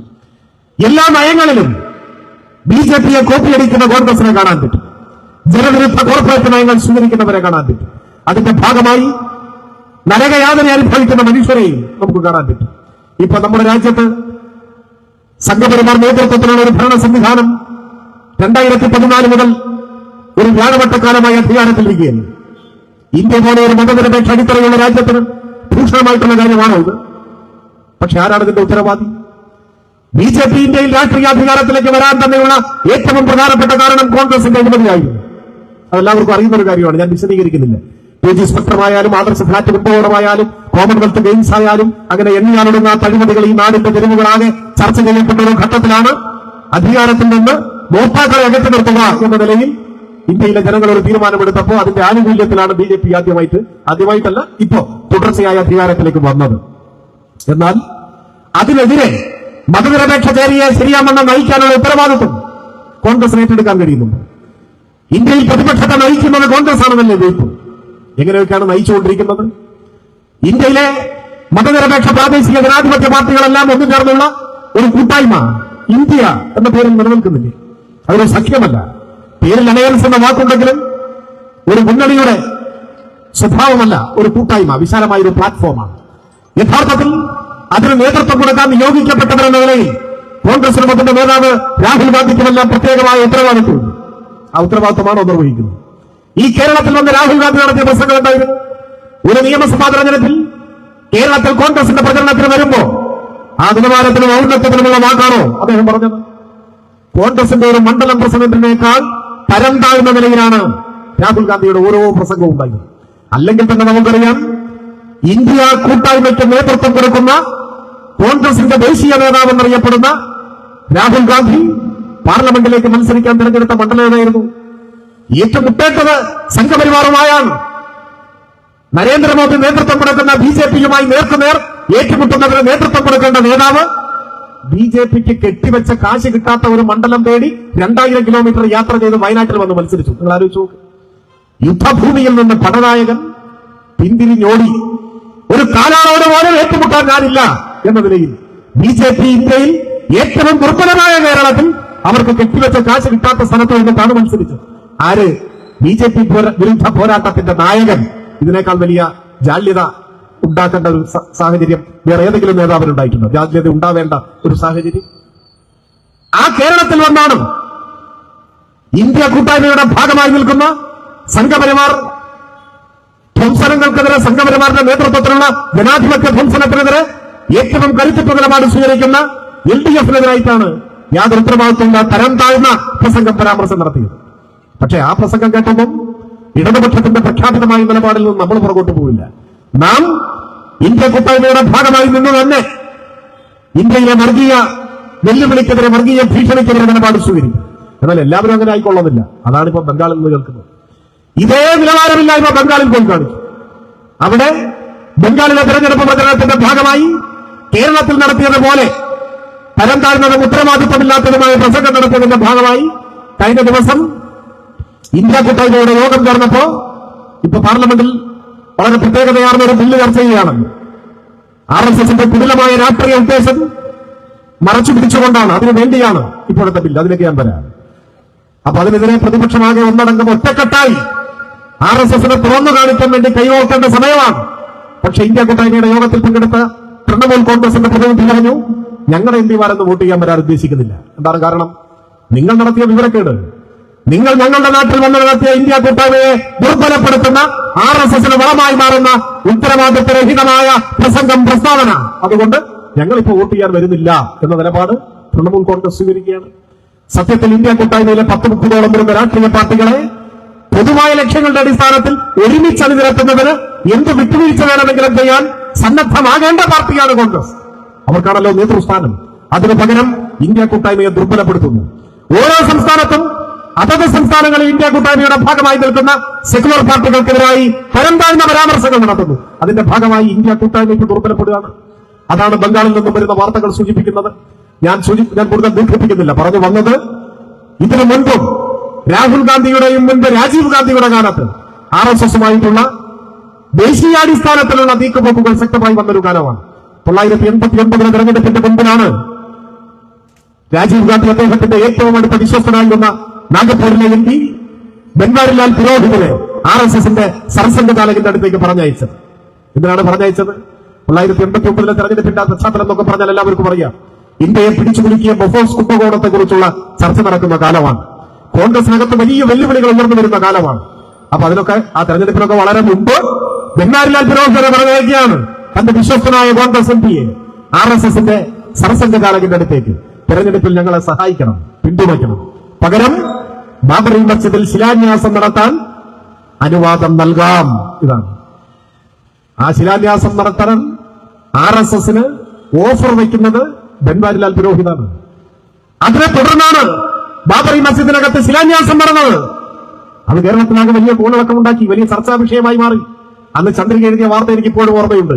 ചന്ദ്രിക ആധികാരികമായി പറഞ്ഞു ശിലാന്യാസം നടന്നത് ബാബറി മസ്ജിദിൽ അല്ല എന്ന് പറഞ്ഞ് മുസ്ലിം ലീഗിലെ മുഴുവൻ അണികളെയും വഞ്ചിച്ച അനുഭവം നമ്മുടെ മുമ്പിലുണ്ട്. ആ ബൻവാരിലാൽ പുരോഹിത് അധികം വൈകുന്നതിന് മുമ്പ് രാമചന്ദ്രഭൂമി ക്യാമ്പയിൻ കമ്മിറ്റിയുടെ നേതൃസ്ഥാനം ഏറ്റെടുക്കുകയും BJP-യിൽ ചേരുകയും ചെയ്തു എന്നുകൂടി നമ്മൾ മനസ്സിലാക്കണം. ആ കാലം മുതലേ RSSുമായിട്ടുള്ള കോൺഗ്രസിന്റെ നീക്കുപോക്കുകളും ധാരണയും സന്ധിയും ഒക്കെയാണ് നമ്മുടെ രാജ്യത്തെ മതനിരപേക്ഷതയെ ആഴത്തിൽ പരിക്കേൽപ്പിച്ചത് എന്ന ചരിത്ര യാഥാർത്ഥ്യം നമ്മുടെ മുൻപിൽ നിൽക്കുന്നുണ്ട്. അതിന്റെ തുടർച്ചയെന്ന് വേണമെങ്കിൽ ഭയാശങ്കകളോടുകൂടി കാണേണ്ടതാണ്. ഇന്ത്യ കൂട്ടായ്മ എന്ന നിലയിൽ ഇന്ത്യയിലെ 10-30ഓളം ചെറുതും വലുതുമായ രാഷ്ട്രീയ പാർട്ടികൾ ഒരുമിച്ച് നിന്ന് BJP-ക്കെതിരെ, സംഘപരിവാരത്തിനെതിരെ, RSSന്റെ മതരാഷ്ട്രവാദത്തിനെതിരെ യോജിച്ച് ശബ്ദമുയർത്തുമ്പോൾ ആ കൂട്ടായ്മയെ ദുർബലപ്പെടുത്താൻ നിർഭാഗ്യവശാൽ കൂട്ടായ്മയ്ക്ക് നേതൃത്വം കൊടുക്കേണ്ട കോൺഗ്രസിന്റെ തന്നെ നേതാവ് രാഹുൽ ഗാന്ധി ഒരു കോൺഗ്രസ് മണ്ഡലം പ്രസിഡന്റിന്റെ നിലവാരം പോലും കാണിക്കാതെ കേരളത്തിലും ബംഗാളിലും എല്ലാം വായി തോന്നുന്നു വിളിച്ചു പറഞ്ഞുകൊണ്ട് നടക്കുകയാണ്. നേരത്തെ ഞാൻ പറഞ്ഞു, കേരളത്തിൽ ഇനി എന്ത് പറഞ്ഞാലും CPIM-ആണ്, ഇടതുപക്ഷമാണ്, നമ്മുടെ രാഷ്ട്രീയ ഉത്തരവാദിത്വങ്ങൾ നമ്മൾ പറക്കില്ല. ഇന്ത്യ കൂട്ടായ്മ ഉണ്ടായതുകൊണ്ടല്ല സംഘപരിവാരത്തിനെതിരായ നിലപാട് CPIM സ്വീകരിക്കുന്നത്. RSSന്റെ രൂപീകരണം മുതൽ ഇന്ത്യയിലെ കമ്മ്യൂണിസ്റ്റുകാർ സംഘപരിവാർ ഭീകരതയെ RSSനെ എതിർത്തും പോന്നിട്ടുണ്ട്. നാടിന്റെ മതനിരപേക്ഷതയ്ക്ക് അത് അപകടമാണ് എന്ന തിരിച്ചറിവുകൊണ്ടാണ്. അതുകൊണ്ട് രാഹുൽ ഗാന്ധി വിവരക്കേട് പറഞ്ഞു വരുന്നത് നമ്മുടെ നിലപാടൊന്നും മാറാൻ പോകുന്നില്ല. പക്ഷേ തൃണമൂൽ കോൺഗ്രസിന് അങ്ങനെ കാണാൻ പറ്റില്ല. BJP ഗവൺമെന്റിൽ മന്ത്രിയായിരുന്ന ആളാണ് മമതാ ബാനർജി. അവർക്ക് അത്രയേ ഉള്ളൂ. ഇപ്പം മതനിരപേക്ഷ നിലപാടിന്റെ ഒപ്പം നിൽക്കുന്നു, അത്രയും നല്ലത്. നാളെ നിൽക്കുമോ ഒരു ഉറപ്പുമില്ല. അപ്പൊ അവിടെ പോയി 4 പേരെ വിളിച്ച് അവനെ BJP-യോട് ഒപ്പമാക്കിയാലോ? ആ ഉത്തരവാദിത്ത രാഹിത്യമാണ് രാഹുൽ ഗാന്ധി എന്ന രാഷ്ട്രീയം അങ്ങാടി വരുന്നാണോ പച്ചവരനാണോ എന്നറിയാത്ത നിർഭാഗ്യവശാൽ ഒരു നേതാവിന്റെ ഭാഗത്തൊന്നും ഉണ്ടാവുന്നത്. അത് ഇന്ത്യയിലെ മതനിരപേക്ഷ കൂട്ടായ്മയ്ക്ക് ഭീഷണിയായി മാറിയിരിക്കുകയാണ്. ഞാൻ കൂടുതൽ അത്തരം കാര്യങ്ങളിലേക്ക് കടന്നു പോകുന്നില്ല. ഞാൻ പറഞ്ഞു വന്നത്, ഈ ഘട്ടം നമ്മുടെ രാജ്യത്തെ സംബന്ധിച്ചിടത്തോളം വളരെ പ്രാധാന്യമേറിയ ഒരു സന്ദർഭമാണ്. പാർലമെന്റിൽ വനിതകളുടെ ശതമാനം വർദ്ധിപ്പിക്കുന്നതിന് വേണ്ടിയല്ല ഇപ്പൊ ബില്ല് കൊണ്ടുവരുന്നത്. ചിലരുടെ ധാരണ എങ്ങനെയാണ്? ഇപ്പൊ കോൺഗ്രസിൽ തന്നെ ചിലർ രഹസ്യമായി പറയുന്നുണ്ടോ നമ്മൾ ചെയ്യാത്തതുകൊണ്ടല്ലേ ഇപ്പോ BJP ചെയ്യുന്നത്. അത് ശരിയാണ്. പതിറ്റാണ്ടുകൾ അധികാരത്തിലിരുന്ന സമയത്ത് ഈ വനിതാ സംവരണ ബിൽ പാസാക്കിയിരുന്നെങ്കിൽ ഇന്ത്യൻ പാർലമെന്റിൽ, സംസ്ഥാന നിയമസഭകളിൽ നിശ്ചിത എണ്ണം വനിതകളുടെ സാന്നിധ്യം ഉറപ്പുവരുത്താൻ നിയമം കൊണ്ടുവന്നിരുന്നെങ്കിൽ താൽക്കാലികമായെങ്കിലും ഈ അപകടം ഇപ്പോഴുമായി പോയത്. അത് ചെയ്തില്ല. ഇന്ത്യയിലെ സ്ത്രീകളെ വഞ്ചിച്ചു കോൺഗ്രസ്. ഇപ്പൊ കേരളത്തിൽ തദ്ദേശ സ്വയംഭരണ സ്ഥാപനങ്ങളിലേക്ക് തെരഞ്ഞെടുപ്പ് നടക്കുമ്പോൾ 50% വനിതകളല്ലേ ആണ്. എങ്ങനെ വന്നു? മുനിസിപ്പാലിറ്റിയിൽ, പഞ്ചായത്തിൽ, ജില്ലാ പഞ്ചായത്തിൽ ഒക്കെ പകുതിയിൽ കൂടുതൽ വനിതകളുണ്ട്. എങ്ങനെ വന്നു? ചില UDF പറയും പഞ്ചായത്ത് രാജ് നഗരപാലിക നിയമം മറ്റേ ഭേദഗതിയല്ല. ഏത് ഭേദഗതിയുടെ ഭാഗമായി വന്നാലും 33% മതി, അതിന്റെ വിലയ്ക്ക് വേണ്ട. എന്നാൽ കേരളത്തിൽ 33%അല്ല, 50%. ഇതിവിടെ മാത്രമേ ഉള്ളൂ കേട്ടോ. ഇന്ത്യയിൽ എല്ലാ സംസ്ഥാനങ്ങളിലും ഇങ്ങനെയാണെന്ന് ആരും വരുന്നുണ്ട്. ഇവിടെ എങ്ങനെയായി? നമ്മൾ അധികാരത്തിൽ നിൽക്കുമ്പോൾ കേരള നിയമസഭ തീരുമാനിച്ചു കേരളത്തിലെ തദ്ദേശ സ്ഥാപനങ്ങളിലേക്കുള്ള തിരഞ്ഞെടുപ്പിൽ 50% കുറയാത്ത സംവരണം വനിതകൾക്കുണ്ടാവണം. 50 എത്രയും കുറയാൻ പാടില്ല. അതാണ്. അപ്പൊ ചിലർ ചോദിക്കും, എന്നാ പിന്നെ നിയമസഭയിൽ തീരുമാനിച്ചുകൂടെ? അതിന് അധികാരമില്ല. നിയമസഭയിലും പാർലമെന്റ്. എന്നാൽ തദ്ദേശ സ്ഥാപനങ്ങളിൽ നിന്ന് യാഥാർത്ഥ്യമാവാൻ നിയമസഭ പാസാക്കിയാൽ മതി. നമുക്ക് നിയമസഭയിലെ അധികാരത്തിലെത്താൻ കഴിഞ്ഞിട്ടുള്ളൂ. അതുകൊണ്ട് നമ്മൾ പഞ്ചായത്തിൽ തീരുമാനമാക്കി. നിയമസഭയിലും പാർലമെന്റിലും തീരുമാനമാണെങ്കിൽ പാർലമെന്റിൽ പാസ്സാക്കണം. വനിതാ സംവരണത്തിന് വേണ്ടി തന്നെ നമ്മൾ നിലകൊള്ളുന്നു. പക്ഷെ ഇപ്പോഴത്തെ നീക്കം എന്താണ്? ഇപ്പോഴത്തെ നീക്കം വനിതാ സംവരണത്തിന്റെ പേരിൽ പാർലമെന്റിലെയും സംസ്ഥാന നിയമസഭകളിലെയും ലോകസഭാംഗങ്ങളുടെയും നിയമസഭാംഗങ്ങളുടെയും എണ്ണത്തിൽ വലിയ വർധനവുണ്ടാക്കുക. 544 അംഗങ്ങളുള്ള ഇന്ത്യൻ പാർലമെന്റ് ലോകസഭ ഇനി 800-ലധികം അംഗങ്ങളുള്ളതായിട്ട് മാറും. അപ്പോഴോ മണ്ഡല പുനർനിർണയം വരും. എംപിമാരുടെ എണ്ണം കൂടുമ്പോഴോ പതിറ്റാണ്ടുകൾക്ക് മുൻപ് മുതൽ രാജ്യത്തിന്റെ ക്ഷേമത്തിന് വേണ്ടി ജനപ്പെരുപ്പം നിയന്ത്രിക്കണമെന്നും ജനസംഖ്യാ വർദ്ധനവ് തടയണമെന്നും കുടുംബാസൂത്രണത്തിന്റെ പാതയിൽ മുൻപോട്ട് പോകണമെന്നും ദേശീയ നേതാക്കൾ ഭരണാധികാരികൾ ആഹ്വാനം ചെയ്തതനുസരിച്ച് രാജ്യത്തിന്റെ പുരോഗതിക്ക് വേണ്ടി ജനപ്പെരുപ്പം നിയന്ത്രിച്ച ഒരു നാടാണ് കേരളം. ഇപ്പൊ നമ്മുടെ നാട്ടിൽ ജനസംഖ്യ കുറഞ്ഞു വരികയാണ്, വളരെ കുറവാണ്. പണ്ടൊക്കെ 1ാം ക്ലാസ്സിൽ ചേരുന്ന കുട്ടികളുടെ എണ്ണം 5 ലക്ഷമായിരുന്നു. 5 ലക്ഷം. ഇപ്പൊ 4 ലക്ഷം ഇല്ല, 3.5 ലക്ഷത്തിന്റെ താഴേക്ക് പോകുന്നു എന്നാണ് കണക്കുകൾ സൂചിപ്പിക്കുന്നത്. അപ്പൊ ഇവിടെ ജനപ്പെരുപ്പം നമ്മൾ നല്ലതുപോലെ നിയന്ത്രിച്ചു. രാഷ്ട്ര പുരോഗതിക്ക് ജനപ്പെരുപ്പം തടസ്സമാണ് എന്ന് നമ്മുടെ രാജ്യം തീരുമാനിച്ചപ്പോൾ അന്നത്തെ ഭരണാധികാരികളുടെ ദേശീയ നേതാക്കളുടെ ആഹ്വാന പ്രകാരം നമ്മൾ ജനപ്പെരുപ്പം നിയന്ത്രിച്ചു, ജനസംഖ്യാ വർധനമൊക്കെ നിയന്ത്രിച്ചു. എന്നാൽ ഉത്തരേന്ത്യക്കാർക്ക് എന്താണ് ജനസംഖ്യ എന്ന് പോലും ഇതുവരെ മനസ്സിലായിട്ടില്ല. അവര് അക്ഷരം എഴുതാനും വായിക്കാനും ഒക്കെ പഠിച്ചു വരുന്നേ ഉള്ളൂ. അവർ നിയന്ത്രിക്കാനും ഒന്നും പോയില്ല. അതവിടെ ജനപ്പെരുപ്പം അതേപോലെ തുടർന്നു വരികയാണ്. അതുകൊണ്ടോ ഇപ്പൊ പുതിയ തീരുമാനം വരുമ്പോ ജനപ്പെരുപ്പം നിയന്ത്രിച്ച ജനസംഖ്യാ വർധനവ് നിയന്ത്രണ വിധേയമാക്കിയ മാതൃകാ നാടുകൾ എന്നുവെച്ചാൽ കേരളം ഇതിന്റെ ഭാഗമായി വലിയ നഷ്ടം സംഭവിക്കുന്ന നാടായി മാറും. ഉത്തരേന്ത്യൻ സംസ്ഥാനങ്ങൾക്ക് ഇന്ത്യ ആര് ഭരിക്കണം എന്ന് കാലങ്ങളോളം തീരുമാനിക്കാൻ കഴിയും. BJPയുടെ ശക്തി കേന്ദ്രങ്ങൾ സ്വാഭാവികമായും സാക്ഷരത കുറഞ്ഞ ഇന്ത്യയിൽ ഏറ്റവും പുറകിൽ നിൽക്കുന്ന സംസ്ഥാനങ്ങളാണ്. അവിടങ്ങളിൽ ഇന്ത്യൻ പാർലമെന്റിന്റെ സ്വഭാവത്തെ നിർണ്ണയിക്കാൻ കഴിയുന്നത്ര പാർലമെന്റ് അംഗങ്ങളെ ആ പ്രദേശങ്ങളിൽ കിട്ടും. കേരളം പോലെയുള്ള നാടുകൾ ജനസംഖ്യാ നിയന്ത്രണം കർശനമായി പാലിച്ചതിന്റെ ഭാഗമായി പുറകിലേക്ക് പോകും, ശിക്ഷിക്കപ്പെടും. ഈ കൗശലമാണ് ഇപ്പൊ ഉപയോഗിക്കാൻ ശ്രമിക്കുന്നത്. അതിനെതിരെ ഉൾപ്പെടെ ശക്തമായ നിലപാട് സ്വീകരിച്ചുകൊണ്ടാണ് നമ്മുടെ രാജ്യത്തെ മതനിരപേക്ഷ ജനാധിപത്യ ശക്തികൾ മുൻപോട്ട് പോകുന്നത്. ഞാൻ കൂടുതൽ വീട്ടിക്കൊണ്ടുപോകുന്നില്ല. പറഞ്ഞു വന്നത് വരാനിരിക്കുന്ന നാളുകൾ കൂടുതൽ സമരസാന്ദ്രമായിരിക്കും. നമ്മുടെ രാജ്യത്ത് അധ്വാനിക്കുന്ന ജനവിഭാഗങ്ങൾ, തൊഴിലാളികൾക്ക് നോയിഡയിലെ കാര്യങ്ങളെല്ലാം നമ്മുടെ മുമ്പിലുണ്ട്. വലിയ ഭീഷണിയെ നേരിടുന്നു. ഇന്ത്യയിലെ കർഷക വിരുദ്ധ നിയമങ്ങളുടെ പൊല്ലാപ്പ് അനുഭവിച്ചുകൊണ്ടിരിക്കുന്നു. എക്കാലവും അധികാരം ശാശ്വതമായി നിലനിർത്തുന്നതിന് ഇന്ത്യൻ ജനാധിപത്യത്തെ അട്ടിമറിക്കാൻ വനിതാ സംവരണം എന്ന ലേബലിന്റെ പിന്നിൽ ഇത്തരത്തിലുള്ള ഗൂഢ പദ്ധതികൾ ഇന്ത്യയിലെ സംഘപരിവാരം നടപ്പിലാക്കാൻ ശ്രമിക്കുന്നു. ആ സാഹചര്യത്തിൽ മതനിരപേക്ഷതയും ജനാധിപത്യവും എല്ലാം സംരക്ഷിക്കാൻ വലിയ സമരങ്ങൾ നമ്മുടെ നാട്ടിൽ ഉയർന്നു വരേണ്ടതായിട്ടുണ്ട്. നമ്മുടെ രാജ്യത്ത് നിർഭാഗ്യവശാൽ അതിന് നേതൃത്വം കൊടുക്കാൻ കഴിയുന്ന ആർജവമോ ദീർഘവീക്ഷണമോ കോൺഗ്രസിനില്ല, നേതൃത്വവും കോൺഗ്രസിനില്ല. വിവരമുള്ള ഒരു 4 പേർ കോൺഗ്രസിന്റെ നേതൃത്വത്തിൽ ഉണ്ടായിരുന്നെങ്കിൽ എത്ര നന്നായിരുന്നു എന്ന് ആഗ്രഹിക്കാൻ മാത്രമേ നമുക്ക് കഴിയൂ, മറ്റൊന്നും നമുക്ക് സാധിക്കില്ല. അതുകൊണ്ട് ഉള്ള ശക്തി ഉപയോഗിച്ച് നമ്മുടെ രാജ്യത്ത് ഇടതുപക്ഷം ഈ രാജ്യത്തെ തകർക്കാനുള്ള ഭരണകൂട നീക്കങ്ങൾക്കെതിരായി ശക്തിമത്തായ പോരാട്ടങ്ങൾക്ക് നേതൃത്വം കൊടുക്കുമ്പോൾ സ്വാഭാവികമായും ഇടതുപക്ഷത്തിന്റെ ശക്തി കേന്ദ്രമെന്നറിയപ്പെടുന്ന കേരളത്തിലും അത്തരം സമരങ്ങളിൽ വർദ്ധിത വീര്യത്തോടെ അണിനിരക്കാൻ എല്ലാ വിഭാഗം ജനങ്ങളെയും പങ്കെടുപ്പിക്കാൻ നിങ്ങളെല്ലാം മുന്നിട്ടിറങ്ങണമെന്ന് ഞാൻ അഭ്യർത്ഥിക്കുകയാണ്. ആ സമരങ്ങൾക്കെല്ലാം കരുത്തു പകരാൻ തീർച്ചയായും ഉമ്മർ മാഷയുടെയും പുള്ളിയിൽ ചിക്കോട്ടയുടെയും അതുപോലെ പാലടി കുഞ്ഞാമാക്കയുടെയും എല്ലാം ഓർമ്മകൾ നമുക്ക് കരുത്തു പകരും എന്ന കാര്യത്തിൽ സംശയമില്ല.